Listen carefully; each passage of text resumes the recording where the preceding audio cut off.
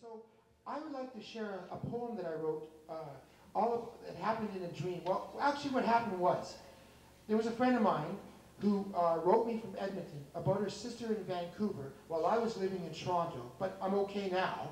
Anyways, what happened was the sister in Vancouver was 1 month pregnant, and she was 36 years old, married for the second time, engaged for 6 years, and she wrote her sister in Edmonton, who wrote me in Toronto, saying, the maid of honor refuses to be the maid of honor. And I went, holy catrolly. So I thought about it, and I figured, what does that maid of honor have up her sleeve? So I decided to write a poem about the maid of honor from her unhappy husband's perspective. But, keeping it all in mind, I decided the only way it would have any relevance is if it took place in Newfoundland 40 years ago. I know what you're thinking, I don't get out much.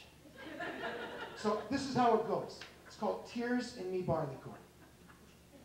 While sitting in a beanery, sipping in some barley corn, an old man sat beside me that truly looked forlorn. He began to tell me a story, and you know it was awful sad. And if I had to live his life, I know I would go mad.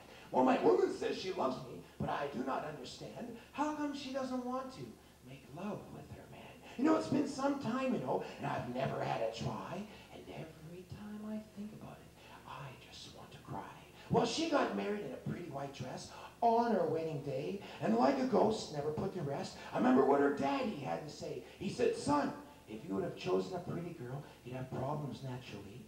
But you chose Sue. She ain't half bad. She'll make a good wife. Wait and see. Well, she cooks my food, she cleans my clothes, and she keeps my house real clean. But every time I mention sex, Sue gets awful mean. Well, I do a lot of drinking now, going from bar to bar, with the hopes I might meet a woman that won't make me feel so far. But every time I meet a girl I like, it's over before it began. When she starts to mention she wants to go home with this man. So son, before you hand her that wedding ring on your wedding day, try before you buy, my friend, to make sure it is okay. For to play the part so Victorian is honorable, I agree, but if you buy and do not try, might end up crying each day like me. For my woman says she loves me, but I do not understand how come she doesn't want to make a love with her man. You know, it's been 40 years long, and I've never had a try.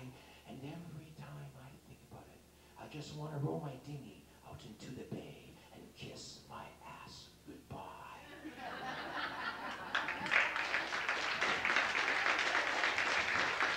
Thank you very much.